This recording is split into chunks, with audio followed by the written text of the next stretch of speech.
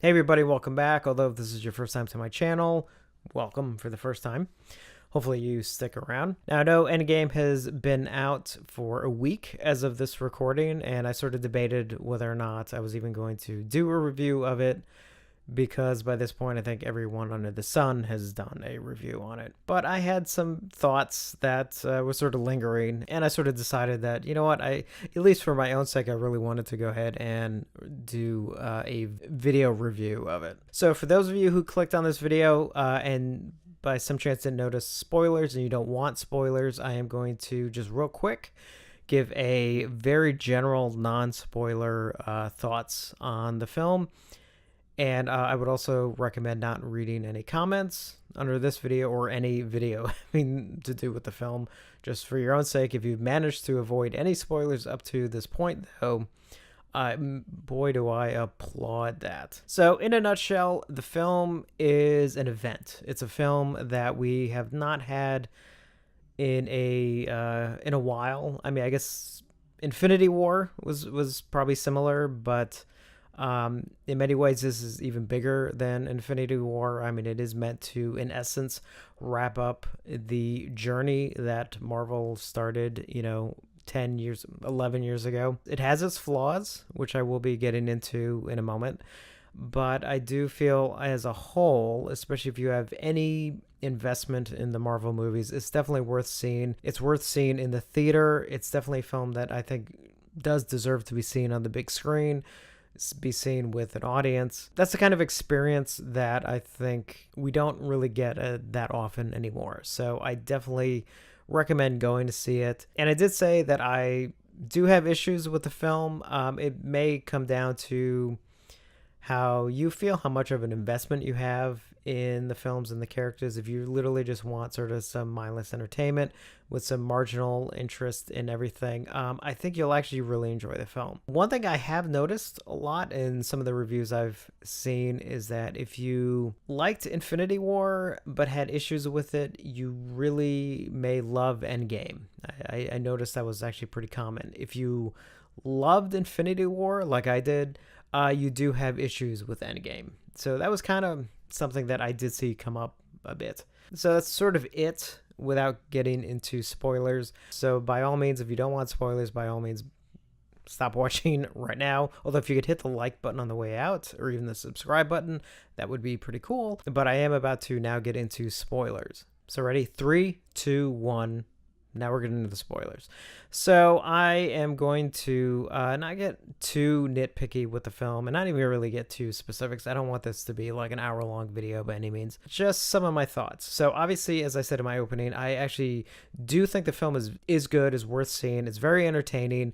I do think the payoff for the emotional payoff of the characters that we've invested in, I think for the most part is done really well, and it is worth seeing for that. I do think that the resolution for a lot of them is there. My issues with the film actually are much more plot related, and in one case character related. So first off, let's actually get sort of the elephant in the room over with. So there's been a lot of issues around Captain Marvel. Not only the film, but also in regards to whether or not Captain Marvel should be an Endgame. I'm not going to go deep into that. I will say I do share people's concerns with that. I do think Captain Marvel was miscast. That's a personal opinion. I think someone else should have played the part. Captain Marvel should not have been an Endgame.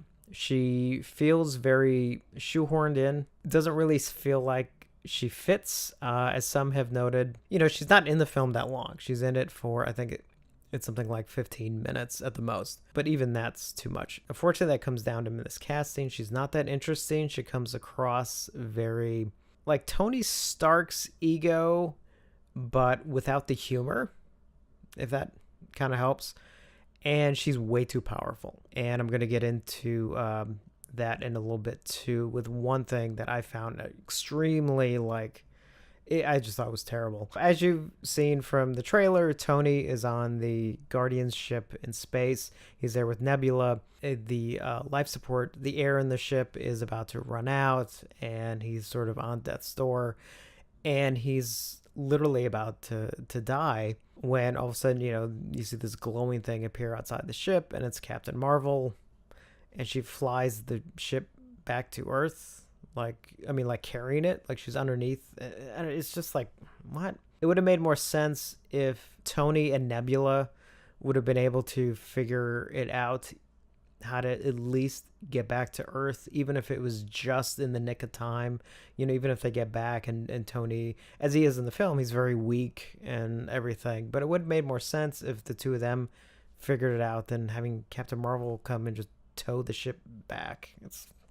It was just weird. And then she's there, and one, you can't have such a new character in the realm of the films. Again, just sort of thrown in there. She's way too powerful, way too cocky, and just really annoying. I did not like having her in the film. I really think her stuff should be saved for everything that comes after Endgame. And there's a scene during the final battle, because she shows up in the beginning of the film and then she leaves and everything, and then she shows up during the end battle kind of thing. And it's supposed to be this big cheering moment, even though no one cheered, and my theater was packed. It was pretty quiet when she showed up. And so she flies in and is fighting Thanos, and hits her on the head, and there's no movement, as if he just hit a statue. It was very awkward. It really kind of made me cringe because it was so bad. It was very cartoony, like in Infinity War when Captain America grabs Thanos's hand and he's struggling, he's holding on to it, and Thanos has that moment where he's almost surprised by how strong Captain America is. It's a really great moment. So it was almost like they were trying to do something kind of similar to that, but because it was there was no reaction, it was just weird. I mean, I did like that, he kind of punched her with which I probably shouldn't say that, because I'll probably get sued by somebody, who knows. But I mean, it's just she should just not have been in the film. Getting into some of the positives, though, I mean, I did think each character, for the most part, did have their moments, and some really good moments. Some better than others, but I think at least each character got something out of the film, including some characters that haven't really gotten as much as sometimes I hoped in some of the previous films. So that was nice. I mean, even characters like Hawkeye, for example, had a lot of really great moments in the film, I thought. I mean, obviously all your main characters get moments. Nebula was a really big surprise. I mean, for a minor character, in some ways in the Guardians of the Galaxy films and in Infinity War, well, an important character, still a minor character, huge character in this, and I found her very interesting and very fascinating. That was actually a really, really big surprise. A lot of the humor in the film is a little hit and miss. I mean, I know that's kind of the case with I think all the films, but for the most part, I would say the ratio in humor, most of the time the humor hits pretty well, with only a couple ones that don't. And this one, it was kind of more in the middle, and in some cases, let me kind of get to it. So one of the characters I felt was not handled well at all, and it's kind of a shame, was Thor. So in the beginning of the film, they reunite, and they go to the planet, and Thanos is there, and they find him, and they find out that he destroyed the stones and stuff, and then they kill him. Well, Thor actually cuts off his head, sort of throwback to Infinity War when Thanos says, you should have aimed for the head stuff. And even though it was kind of a good moment, it was kind of weird, and I'm going to get into that in a moment. So the film jumps 5 years, which I'm still kind of mixed on. I'm not sure how to feel about that. I may be okay with it on repeated viewings, but the film jumps 5 years. And when they're trying to reunite everybody, so they go track down Thor. So Thor is basically a drunk at this point, and he's really upset because he wasn't able to stop the snap and everything. So it's kind of funny at first, and everything. And he's got this massive beer gut and everything. And Chris Hemsworth, here's my dilemma with this. Chris Hemsworth is really good at comedy. Biggest surprise probably out of him from over the course of these films is finding out how good at comedy he is. All the stuff with him is in and of itself funny. I mean, I actually did laugh at almost all of his stuff. The problem is what they did with his character, I thought was pretty bad. basically this sort of fat Thor, as he's become known. He's that way for the whole film.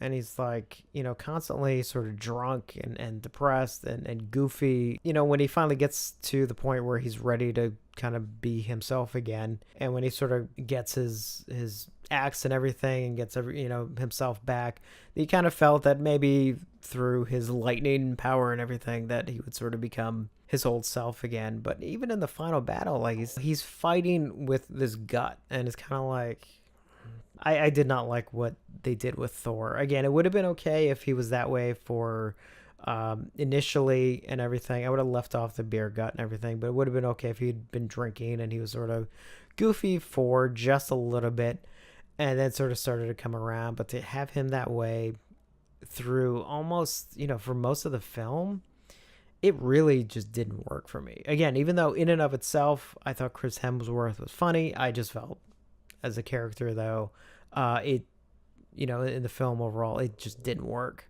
Like, I wanted Thor. Obviously, a big thing with the film is the time travel aspects. That's how they're able to go back and sort of alter some of the events, because they have to go back and they decide to steal the Infinity Stones from way back. Now, that's good and bad. I mean, on the good end, and I think they even sort of refer to this way in the movie, slightly in the movie, Back to the Future Part 2 kind of aspects, where they go back to previous events that we've already seen in other films, but they're there sneaking around to find some of the stones. And it's really entertaining, but it's also a little weird. Some of the time travel aspects are, if you stop and think about them too long, are contradictory. And that's the problem with time travel movies in general, is that you have to really walk a fine line. Now, I'm okay with, I don't feel the need to kind of nitpick. I can let a lot slide when it comes to time travel and stuff. I mean, it's like I don't really feel the need to kind of stop and think about things too much. But, I mean, at some point, on some level, even certain things, it's just like, wouldn't that kind of not... Doesn't that kind of screw up this and that and everything? And that happened actually a couple times where it was enough for, even for me, who lets so much go by without question. I mean, I had to be like, I don't know about that. But there were some good moments. I mean, probably one of my favorite moments actually was when Tony Stark runs into his father on the army base, and this is before Tony is born, and it's a really nice kind of back and forth, and you kind of felt there was, on some level, Tony was able to have some closure with his dad, which I actually really liked. I mean, some of the issues may have been explained, and this might be a case where I just missed it on the initial viewing, which is why sometimes multiple viewings on something that involves something like time travel that can be kind of complex, it does sort of help. Because there could have been a line here and there, and I just kind of missed it. So I don't want to go too harsh on the time travel thing, but it's there. Obviously, this all builds up to a very big ending with a massive fight and everything. And despite some nitpicks and stuff with the ending, I will say overall, the ending fight is really good. I mean, again, when everybody shows up for the end, and I mean everybody, I mean, that's just a big, big moment. I mean, the crowd just cheered, and it was just, I mean, that was just really, that's the kind of thing I think we all wanted. That's sort of the investment that you're making these films, is you want that moment where you see every single character, just, practically every single character, show up for the big fight at the end. Now, the one big issue with the film that more than anything I do kind of felt, especially the more I thought about it, really hurts the film for me, is Thanos. Thanos in Infinity War is amazing. He is an incredible villain, an incredible character. The threat that he is real. So they do something that honestly I completely disagree with, and this should not have been done. Like I said earlier, they show up in the beginning of the film, early on in the film, and they find him in that, the hut that he's at the end of Infinity War, and they find out he destroyed the stones, and then Thor cuts his head off, and so he's dead. So Thanos from Infinity War is dead. His story is over. Now, with all the time traveling stuff, they come across Thor from many years ago. So that Thor then travels through time to present day in the film, which is 5 years in the future. That's when the big fight happens and everything. Now, here's the problem. Oh, there's many problems with that. So here's my issues with it. Thanos then that they're fighting at the end of the film is not the Thanos from Infinity War. It's a Thanos who, while he's done a lot of bad stuff, has not done the stuff that we saw in Infinity War. So Thanos is fighting characters that he doesn't know. So for example, when Scarlet Witch comes back and everything, and she's ready for, revenge, Thanos is like, I don't even know who you are. And she's like, you will. Now, her delivery of that line is fantastic. But again, it's like, yeah, he doesn't know who any of them really are. I mean, it's like, he's fighting them, but at the same time, it's kind of like, well, okay. And then they're getting revenge on someone who hasn't done the thing they're getting revenge on yet. So when he's finally killed, well, it's great on one end. On the other end, it's like, yeah, but it's not a Thanos who now sees that the thing he wanted to do and that he thought he accomplished failed miserably, and then to die on top of that. I mean, that's what should have happened. I mean, you'd have to rewrite the film, but I mean, at least for me, Thanos basically should have found out that they were trying to reverse things, and then he went off and got his army together and then came back and wanted to stop them, and then in the end they stop him and he sees his failure and then dies. I needed that. But instead they're fighting, it's like they're fighting someone completely different. That to me, more than anything, really hurts the film. The film in general is a little disjointed, and I think just because they were trying to jam so much into the film, I don't mind it too much. But the losing the Thanos aspect, because like, even again, the time travel stuff, I can basically look past, most of the issues that with that, and some of the clunkier things, and Captain Marvel being there. But the Thanos thing really, I felt, hurt the film more than I wish it did. But that being said, I mean, again, overall, I at least felt that the emotional conclusions with the characters. So I'm going to get to heavy spoilers now on the off chance you're still watching this and you haven't seen it. So the characters that die are Black Widow, Tony Stark, and Captain America kind of dies, but not really, but sort of, okay. So basically, Black Widow's death is unfortunate. It was actually it was a good scene though. It was her and Hawkeye trying to get the Soul Stone, and they were sort of fighting each other for who should, that they were trying to sacrifice themselves, and the other one was saying, no, it should be me, and it should be me. And it was actually a good scene. At some point, you kind of knew it was going to be her, which is kind of weird because they've announced a Black Widow film. So I'm assuming it's going to be like a prequel or something, obviously, because with the Soul Stone, once you're dead from that, you do not come back. And with Captain America, I mean, that was actually a nice thing that they sent off with, as far as, so Captain America goes back, even though you don't see it, he's the one that actually goes back through the time travel machine thing, the quantum realm thing, and puts back all the stones back to where they took them, so it doesn't alter history or anything, although it technically would, because see, this is where time travel can get a little lost. But anyway, but then he doesn't come back, and they're like, what happened?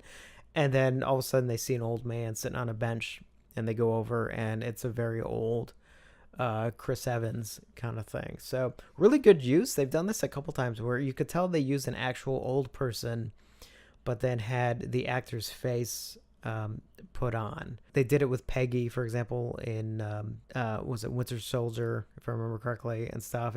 It works really well, because then it's not like somebody in makeup kind of thing. So it was just really good job. Basically what happens is that Cap, when he went back, he actually went to Peggy and had a whole life with her. That was actually nice. And the film sort of ends showing them, having that dance when they're young, which again was such a great, rewarding moment for that. Obviously the big one is Tony Stark dying, which I kind of thought they might do, but honestly, there's a part of me that's like, well, but I could see actually them keeping him around, at least on some level, and him becoming more of how he was in Spider-Man Homecoming, for example, where he kind of shows up a little bit, but no, he's dead. They gave him the biggest thing. Even though it does technically raise a lot of questions how this would be possible, but again, we're going to go with it just because it was a great moment. And that is, so this other Thanos gets the glove and he's going to do the snap again. And he's fighting with Tony, and in the struggle, there's a lot of movement, and then Thanos is gonna go and does the snap, but nothing happens, and then he turns his hand, he realizes the stones aren't there, and he looks over to Tony, and Tony's got this special glove on that he made that's got all the stones on it, just because it's such a great moment where he just looks at him and he says, I am Iron Man, and he snaps, and then Thanos and his whole army just goes to dust. And it's a great moment where Thanos actually gets into his almost same sitting position as he is at the end of Infinity War before he turns to dust, which again would be amazing if it was actually the same Thanos. Ugh.